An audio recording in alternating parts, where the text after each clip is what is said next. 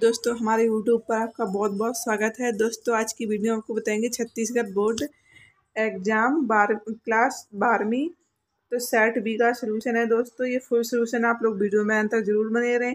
अगर इस चैनल पर पहली बार विजिट करें तो चैनल को सब्सक्राइब जरूर कर लें।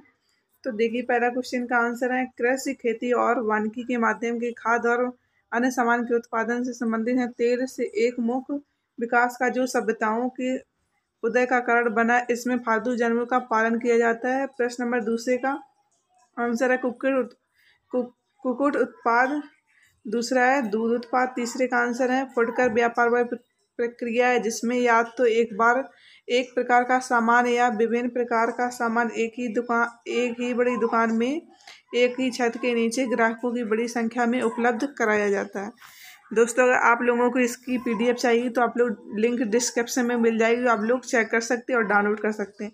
प्रश्न नंबर 4 का आंसर अरुणाचल प्रदेश हो जाएगा। प्रश्न नंबर 5 का आंसर देखिए, मुंबई हाई ऑयल के लिए प्रसिद्ध है जो आज देश के लिए बहुत ही महत्वपूर्ण साबित हो रहा है। मुंबई हाई में कच्चा तेल उत्पादित करके पूरे देश को खाने से तेल उपलब्ध कराया जा रहा है। दोस्तों अभी तक आपने मेरे चैनल को सब्सक्राइब नहीं तो सब्सक्राइब जरूर कर लें। प्रश्न नंबर 6 का आंसर देखिए, भारत में उत्तर प्रदेश सबसे ज़्यादा गेहूं उत्पादन करने वाला राज्य, जहां देश के कुल गेहूं के 34% फसल उगाई जाती है। प्रश्न नंबर 7 का आंसर देखिए, भूमिगत जल की सतह के नीचे चट्टानों के कणों के बीच अंतरकाश में मौजूद को कहते हैं समानता। धरातली जल से अंतर दिखाने के लिए इस शब्द का प्रयोग सतह से नीचे स्थित जल के रूप में होता है।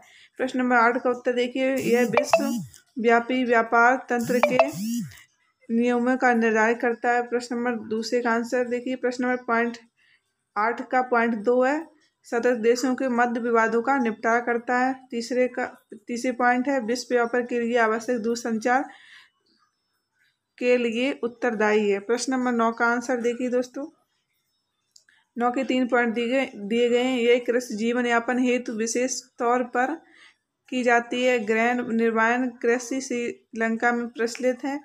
इस खेती के अंतर्गत फलों की खेती तथा मसालों की खेती प्रमुख है। 12 का आंसर देखिए, तेरावास की अच्छे और बुरे दोनों तरह के प्रभाव पड़ते हैं। प्रवास का सबसे बड़ा पूर्वा जनसंख्या के कारण और जीवन के तरीकों पर पड़ता है। एडवाइर रॉस का विचार है कि प्रवास के कारण अनुप्रयुक्त तथा अवांछित तथ्यों का विनाश हो जाता है। राष्ट्र के अनुसार आवास और प्रवास किसी राष्ट्र को मानसिक गतिशीलता प्रदान करता है। यह जाति अपने मूल स्थान से जितनी दूर जाती है उतनी ही उन्नत करती है। प्रवास के वास्तविक प्रभाव अध्ययन करना अत्यंत कठिन ही है। इसका पॉइंट है, प्रवास के कारण उस जनता पर क्या प्रभाव पड़ा है जहाँ से व्यक्ति प्रभावित हुए हैं। उदाहरण के लिए जनसंख्या के दबाव में कमी तथा आर्थिक अवसरों की सुलभता। पॉइंट नंबर 2 देखिए, जो व्यक्ति प्रकाशित हुए हैं उनके जीवन पर क्या प्रभाव पड़ा, वह क्या छोड़कर आए, उन्होंने क्या प्राप्त किया, उनकी आशाएं और आकांक्षाएं क्या हैं।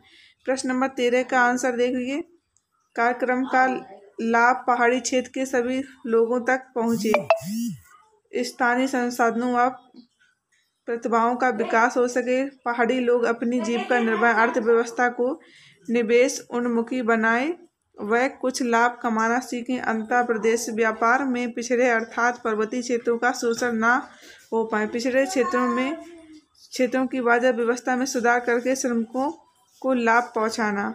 6 नंबर पॉइंट है, परिस्थिति संतुलन बनाए रखना। प्रश्न नंबर 14 का आंसर देखिए, रोपड़ कृषि की प्रमुख विशेषताएं।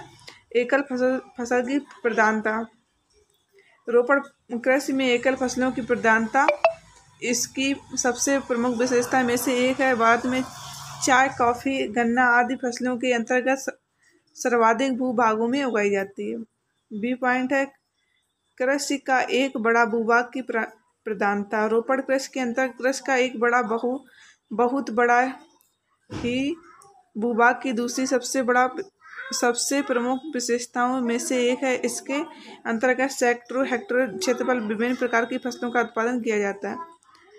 पॉइंट नंबर डी की आधुनिक कृषि पद्धति, रोपड़ कृषि में आधुनिक कृषि पद्धति का सर्वाधिक प्रयोग विभिन्न प्रकार की फसलों के उत्पादन में किया जाता है। इस विधि के कृषि में अनेकों प्रकार की कृषि यंत्रों, सिंचाई के साधनों, विभिन्न प्रकार की उन्नत किस्म के बीजों का प्रयोग पैमाने पर किया जाता है। डी नंबर देखिए, बहुमासी फसलों की प्रधानता रोपण कृषि का एक प्रमुख विशेषता है। बहुवर्षीय फसलों की प्रधानता भी इन बहुवर्षीय फसलों को एक बार तो पड़ देने के बाद अगले कुछ सालों तक इससे उत्पादन प्राप्त रहता है। कृषि रसायन व उर्वरक का सर्वाधिक प्रयोग रोपण कृषि में विभिन्न प्रकार के कृषि रसायनों व उर्वरकों का प्रयोग बड़े पैमाने पर एक अच्छी फसल उत्पादन किया जाता है। यातायात की उचित व्यवस्था तो आप लोग नोट कर लीजिए।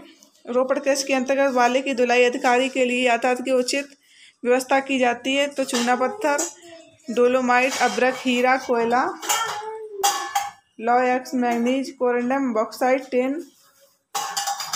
तो प्रश्न नंबर 16 का आंसर है ऐतिहासिक कारक। विगत में कई बार बिना किसी विशेष और क्षेत्र के किसी विशेष स्थान अथवा क्षेत्र में अनेक उद्योगों की स्थापना हो गई। यह सूती वस्त्र उद्योग के बारे में भी सत्य है, जो कि यूके में लंकाशायर में केंद्रीकृत हो गया था। लंकाशायर में इसके केंद्रीकरण का कोई विशेष कारण नहीं था, सिवाय इसके कि वहाँ ऊनी वस्त्र उद्योग पहले से विद्यमान था और विदेशियों का काफ़ी आवागमन होता था। इससे पता चलता है कि उद्योगों का स्थानीयकरण सिर्फ आकस्मिक अथवा ऐतिहासिक कारकों के परिणाम स्वरूप भी हो सकता है। कच्चे माल की उपलब्धता। कतिपय उद्योग जिनमें उत्पादन लागत का प्रमुख घटक कच्चे माल की लागत होती है, उत्पादन के लिए चीनी, सूती वस्त्र, जूट वस्त्र, वृक्षारोपण उद्योग आदि। बाजार की अभिगम्यता। उपकेंद्रों की एक उद्योग की स्थिति में समान रूप से महत्वपूर्ण निर्धारक है। यहाँ पर इस कारक का सापेक्षिक महत्व उत्पादन की प्रकृति पर निर्भर करता है। भारी भरकम और जल्द ही नष्ट होने वाले उत्पादों का बाजार छोटी बहु का क्षेत्र तक सीमित होती है। उन मामलों में उद्योगों के उपयोग केंद्रों के आसपास सामूहिक होने से प्रवृत्ति होती है। प्रश्न नंबर 17 का सेवा सेक्टर अर्थव्यवस्था का वह क्षेत्र जो सेवा से संबंधित कार्यों में लगा हुआ है। सेवा सेक्टर कहलाता है। सेवा क्षेत्र में मुख्य रूप से शामिल होने वाली सेवाएं। दोस्तों, अब अगर आप लोगों को PDF चाहिए तो आप लोग डिस्क्रिप्शन में लिंक चेक कर सकते हैं, उससे डाउनलोड हो जाएगी। कल भारत के सामने विशाल जल संकट खड़ा है। बरसात के मौसम में बाढ़ आ रही है और बरसात के बाद सूखा पड़ रहा है।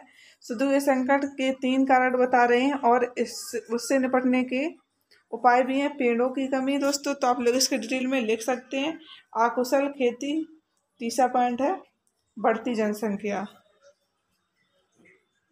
प्रश्न नंबर 19 है आंसर मानव भूगोल की प्रमुख शाखाएं जिसके अंतर्गत की उत्पत्ति से लेकर वर्तमान समय तक उसकी पर्यावरण के साथ संबंधों का अध्ययन किया जाता है। मानव भूगोल की एक अत्यंत लोकप्रिय और बहु अनुमोदित परिभाषा मानव एक उसका प्राकृतिक पर्यावरण के साथ समायोजन का अध्ययन। दोस्तों, आप लोग देख लिए पॉइंट में लिखी गई है, तो आप लोग नोट कर लीजिए, अपने दोस्तों में भी शेयर कीजिए।